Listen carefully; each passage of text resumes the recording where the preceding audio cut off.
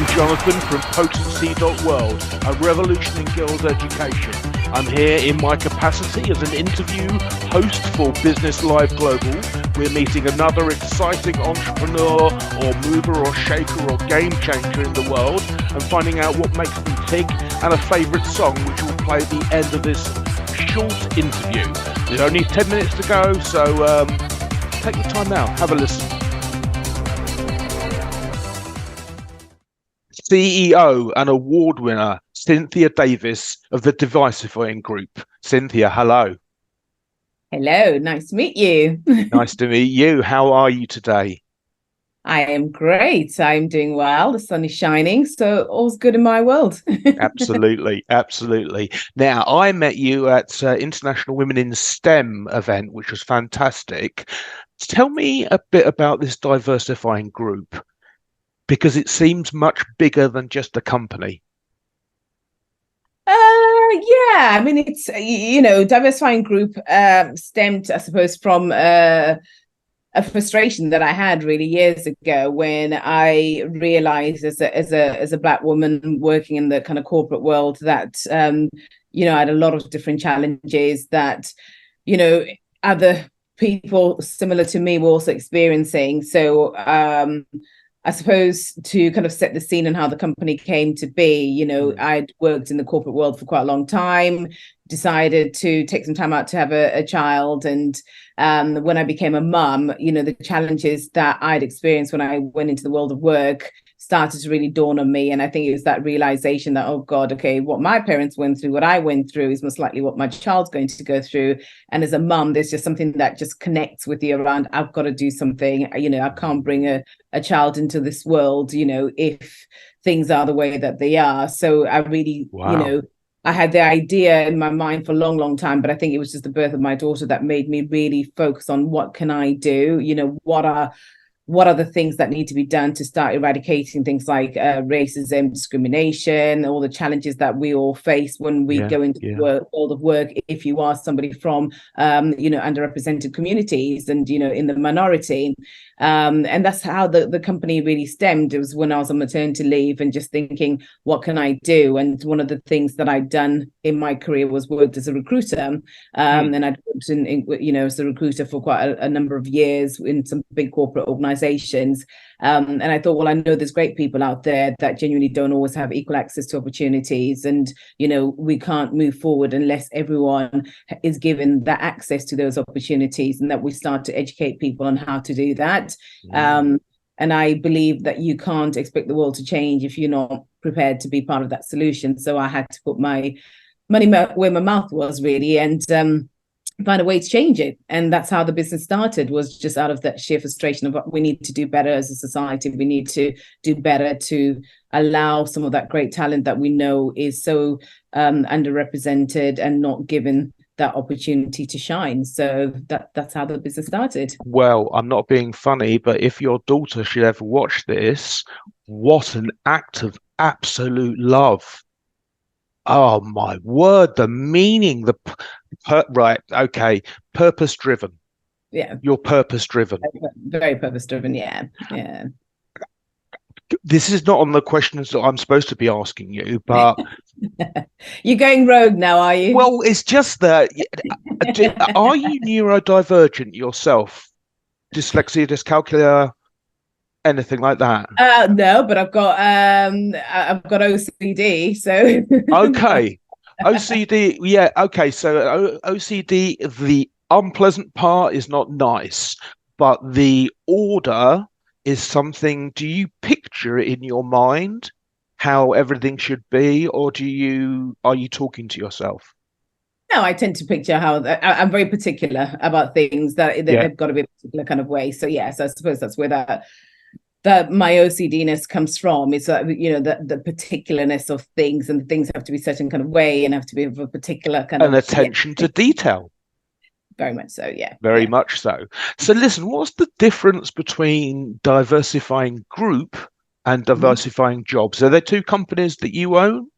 Yeah, the two separate companies that I own. So Diversifying Group is a services-led organization that focuses more on the tools and the resources that organizations will need to go on a journey of inclusion and creating equal access to opportunities. So that's things like recruitment. We've got an executive search side of the business.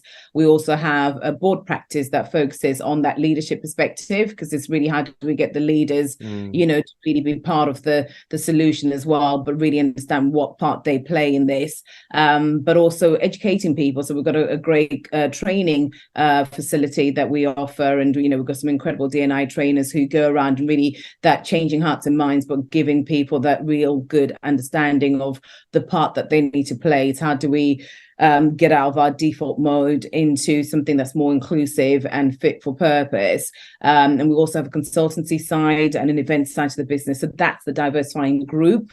Diversifying.io, which is the diversifying jobs part of it, is a tech platform. So we actually have 3 pro-diversity job platform that we own, and it's giving organizations access to advertise their jobs. So alongside that, it's very much more around storytelling around the culture of the organization. So one of the most, I think, challenging things that organizations have is this brand perception. So I might look at a certain brand and think, yeah, I don't think I will fit in. It doesn't resonate with somebody like me. But behind the scenes, they're probably doing so much amazing work that people don't necessarily know about, or they're probably one of the most inclusive kind of organizations. But because of the brand perception people have, they sometimes self-disqualify and rule themselves out of even applying for jobs in those organizations.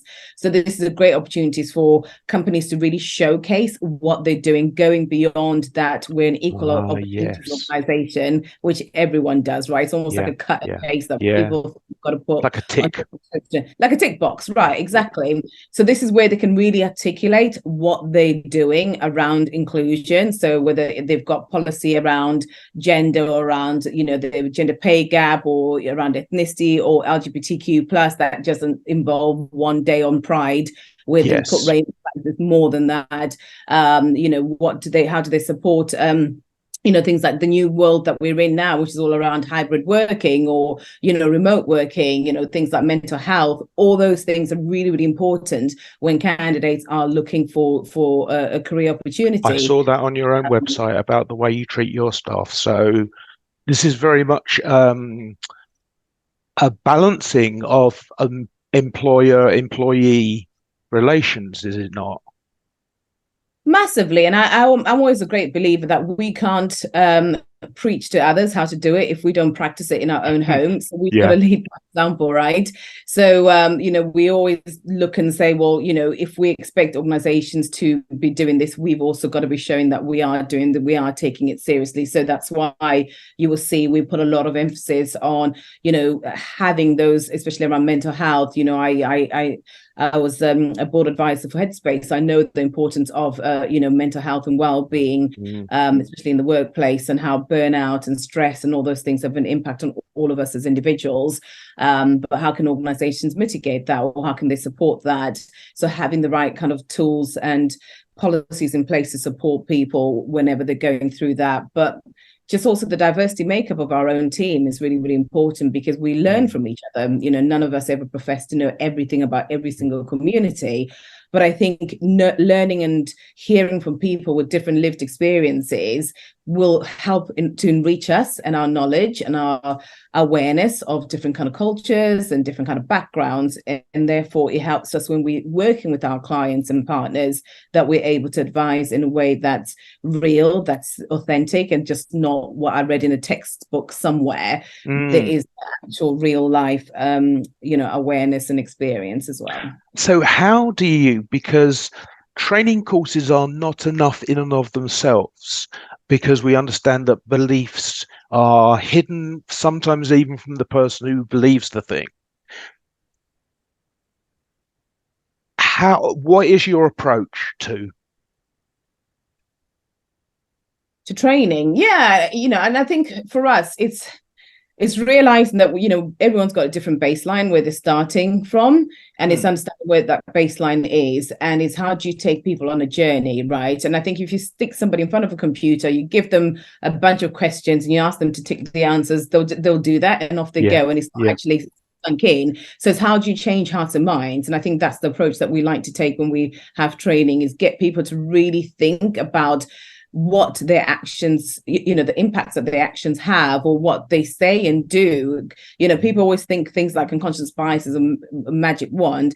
Once it's no longer unconscious, it becomes conscious, but it's what you do with it that's important. And it's showing that more practical side of it versus just the theory of it, I think, is the key to getting people to change and their way of thinking. And it's that education without telling people off, because I think sometimes when people feel like that I've got to go training, it's like as if somebody's told you you're not doing this right or you're doing it wrong. But it's really the purpose and getting people to understand why you're training. What is the training for? What benefit is it going to have to them as an individual? What benefit is it going to have to the culture of the organization? And what benefit is it going to have to the overall makeup of the organization? So I think it's really when people really understand the impact of why they're going to training and what it is that they're learning or unlearning, it then starts to be more authentic versus you need to know all this and off you go. We'll see you in another 5 years when we do another training session. It's really, the giving people the tools and the awareness to start to